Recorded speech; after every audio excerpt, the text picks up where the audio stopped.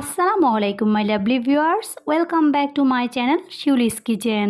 শিউলিস কিচেনের আজকের আয়োজনে আমি তৈরি করে দেখাবো কাঁচা কাঁঠাল দিয়ে দুর্দান্ত স্বাদের একটি নিরামিষ রেসিপি, যা পাতে থাকলে মাছ মাংস কোনো কিছুরই প্রয়োজন হবে না। আর গরম ভাতের সাথে তো এই রেসিপিটি খেতে দারুণ লাগে। তাহলে চলুন আমি কিভাবে কাঁচা কাঁঠালের নিরামিষটা রান্না করেছি তার রেসিপিটি আপনাদের সাথে শেয়ার করি। কাঁচা কাঁঠালের রেসিপি তৈরি করার জন্য আজকে আমি এখানে একটি মাঝারি সাইজের কাঁচা কাঁঠাল নিয়ে নিয়েছি। আপনারা আপনাদের পছন্দ অনুযায়ী যে কোনো সাইজের কাঁঠাল নিয়ে নিতে পারেন। এরপর আমি এখানে কাঁঠালটাকে কেটে টুকরো করে নিয়েছি। আমার চ্যানেলে একটি কাঁঠাল কাটার ভিডিও রয়েছে, লিঙ্ক ডিসক্রিপশন বক্সে দেওয়া থাকবে, আপনারা চাইলে সেখানে চেক করে নিতে পারেন, বা আপনাদের পছন্দ অনুযায়ী যে কোনো সাইজের করে টুকরো করে নিতে পারেন কাঁচা কাঁঠালটাকে। এখন আমি কাঁচা কাঁঠালটাকে ধুয়ে নিচ্ছি। কাঁচা কাঁঠালটা রান্না করার আগে কাঁঠালটাকে ভাপ দিয়ে নিতে হবে। আর এই জন্য চুলায় আমি পর্যাপ্ত পরিমাণে পানি বসিয়ে এর মধ্যে লবণ দিয়ে দিচ্ছি সামান্য পরিমাণ হলুদের গুঁড়া। এরপর আমি লবণ ও হলুদের গুঁড়াটাকে ভালো করে মিশিয়ে দিচ্ছি। মিশানো হয়ে গেলে আমি এর মধ্যে কাঁচা কাঁঠালটাকে দিয়ে দিব। কাঁচা কাঁঠালটাকে রান্না করার আগে অবশ্যই একটু ভাপিয়ে নেবেন, এর ফলে কাঁচা কাঁঠালের মধ্যে যে একটা কষ থাকে সেটা দূর হয়ে যায়। তবে আপনি যদি চান সেক্ষেত্রে আপনারা চাইলে কাঁচা কাঁঠালটাকে ভাপ না দিয়েও রান্না করে নিতে পারেন। আমি এখন কাঁচা কাঁঠালটাকে 3 মিনিটের জন্য ভাপ দিয়ে নিব।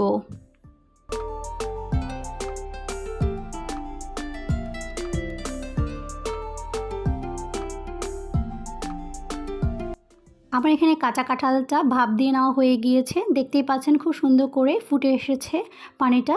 আমি এখন এটাকে একটা স্ট্রেনারের সাহায্যে তুলে নিচ্ছি। আপনারা চাইলে সারা বছর জুড়ে এই কাঁচা কাঁঠালটাকে সংরক্ষণ করে খেতে পারবেন। সেজন্য আপনারা এই পর্যায়ে কাঁচা কাঁঠালটাকে উঠিয়ে নিয়ে ঠান্ডা করে এয়ারটাইট বক্সে বা পলিথিনে ভরে এটাকে ডিপ ফ্রিজে রেখে দিবেন। আর সারা বছর যখন মন চাইবে তখনই কাঁচা কাঁঠালটাকে রান্না করে খেতে পারবেন। আমার এখানে সবগুলো কাঁচা কাঁঠাল ভাপ দিয়ে নেওয়া হয়ে গিয়েছে। আমি এখন চুলায় একটি প্যান বসিয়ে এর মধ্যে 1/4 কাপ পরিমাণ সরিষার তেল দিয়ে দিচ্ছি। আপনারা চাইলে এই রান্নাটা সয়াবিন তেল দিয়েও করে নিতে পারেন। এরপর আমি তেলটা গরম হয়ে আসলে এর মধ্যে দিয়ে দিচ্ছি 1 চা চামচ পরিমাণ আস্ত জিরা।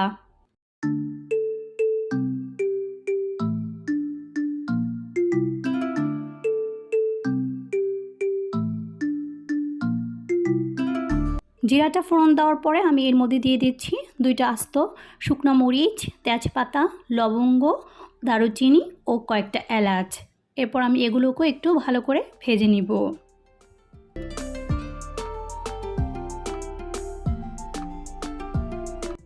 আস্ত গরম মশলাগুলো ভেজে নেওয়ার পর আমি এর মধ্যে দিয়ে দিচ্ছি 1/2 কাপ পরিমাণ পেঁয়াজ কুচি।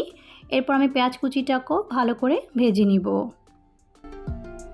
যারা কাঁচা কাঁঠালের রেসিপি এখনও ট্রাই করেননি তারা অবশ্যই আমার রেসিপিটি দেখে কাঁচা কাঁঠালের এই রেসিপিটি ট্রাই করতে পারেন। আশা করছি আপনাদের সবার কাছে রেসিপিটি অনেক ভালো লাগবে।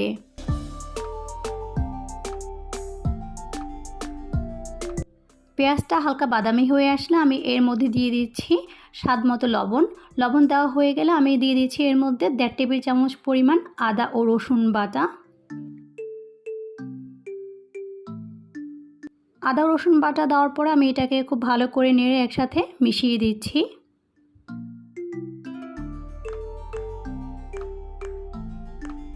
আদাটা ভালো করে কষিয়ে নেওয়ার পর আমি এর মধ্যে দিয়ে দিচ্ছি 1/2 টেবিল চামচ পরিমাণ হলুদের গুঁড়া, দিয়ে দিচ্ছি 1/2 টেবিল চামচ পরিমাণ লাল মরিচের গুঁড়া, তবে ঝালটা আপনারা চাইলে আপনাদের পছন্দ অনুযায়ী দিতে পারেন। এরপর আমি এখানে দিয়ে দিচ্ছি 1/2 টেবিল চামচ পরিমাণ ধনিয়ার গুঁড়া, 1/2 টেবিল চামচ পরিমাণ জিরার গুঁড়া। এখন আমি সবগুলো উপকরণকে একসাথে খুব ভালো করে নেড়ে মিশিয়ে দিচ্ছি।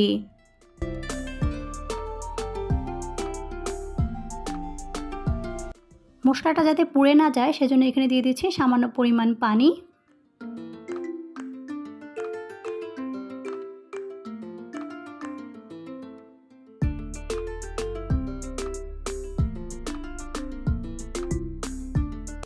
মশলাটা ভালো করে কষানো হয়ে তেল উপরে উঠে আসলে আমি এর মধ্যে একটা টমেটোকে টুকরো করে কেটে দিয়ে দিচ্ছি।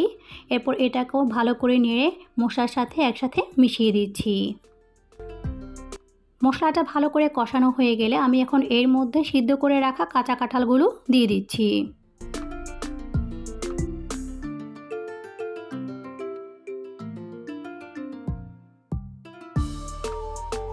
কাঁঠাল দেওয়া হয়ে গেলে আমি এখানে দিয়ে দিচ্ছি একটা আলু। আমি এখানে আলুটাকে ছোট ছোট টুকরো করে কেটে নিয়েছি।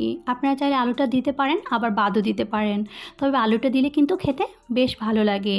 এই কাঁচা কাঁঠাল বা এঁচড়ের তরকারিটা আপনি যদি কাউকে খাওয়ান, সে আপনার না বলে দিলে বুঝবেই না যে এটা কোনো মাংসের তরকারি না, এটা আপনি নিরামিষ তরকারি রান্না করেছেন। এটার স্বাদ এতটাই অতুলনীয়। একবার হলো অবশ্যই বাসায় ট্রাই করে দেখবেন। আশা করছি আপনাদের সবার কাছে ভালো লাগবে। আমি এখন কাঁঠালের তরকারিটাকে ঢাকনা দিয়ে আরও 5 মিনিটের জন্য কষিয়ে নিব। 5 মিনিট পর আমি এখন ঢাকনাটিকে সরিয়ে নিচ্ছি আর কাঁঠালটাকে আবারও নেড়ে চেড়ে দিচ্ছি। যে কোনো তরকারি রান্না করার সময় ভালো করে কষিয়ে নিলে তরকারিটার স্বাদ কিন্তু অনেক গুণ বেড়ে যায়।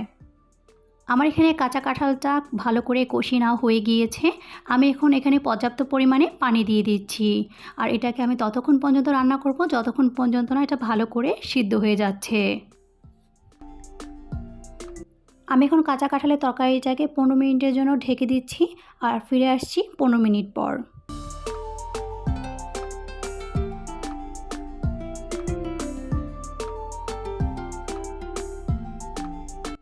15 মিনিট পর আমি এখন ঢাকনাটিকে সরিয়ে নিচ্ছি।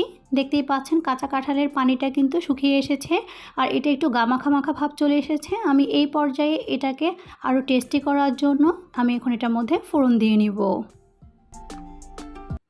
এখন আমি কাঁচা কাঁঠালের তরকারিতে দিয়ে দিচ্ছি 1/2 টেবিল চামচ পরিমাণ টালা জিরার গুঁড়া। কাঁচা কাঁঠালের তরকারিটা ফোড়ন দেবার জন্য চুলায় একটি ফ্রাই প্যান বসিয়ে এর মধ্যে পর্যাপ্ত পরিমাণে সরিষার তেল দিয়ে দিচ্ছি। তেলটা ভালো করে গরম হয়ে আসলে আমি এর মধ্যে পেঁয়াজ কুচি ও রসুন কুচি দিয়ে দিচ্ছি। আমি পেঁয়াজ ও রসুনটাকে ভালো করে ভেজে বেরেস্তা করে নিচ্ছি।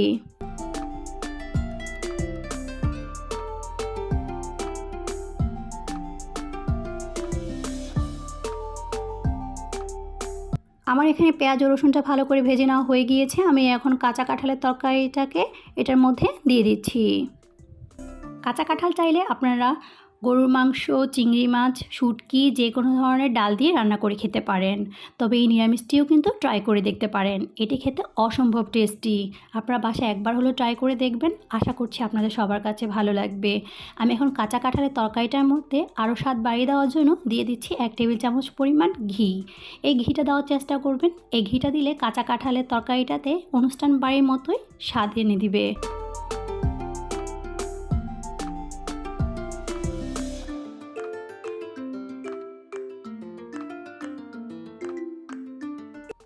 আমার এখানে কাঁচা কাঁঠালের রেসিপিটি হয়ে গিয়েছে। দেখলেন তো কত সহজে কোনো রকম মাংস ছাড়াই তৈরি হয়ে গেল ভুনা মাংসের সাথে কাঁচা কাঁঠালের নিরামিষ। রেসিপিটি একবার হলো বাসায় ট্রাই করতে ভুলবেন না। আর আমার রেসিপিটি ভালো লেগে থাকলে অবশ্যই আমার চ্যানেলটিকে সাবস্ক্রাইব করে বেল বাটনটিকে অন করে দিবেন এরকম আর অনেক সহজ ও মজার রেসিপি দেখার জন্য। আজকে তাহলে এখানেই বিদায় নিচ্ছি। দেখা হবে আবারও নতুন এক রেসিপিতে। আল্লাহ হাফেজ।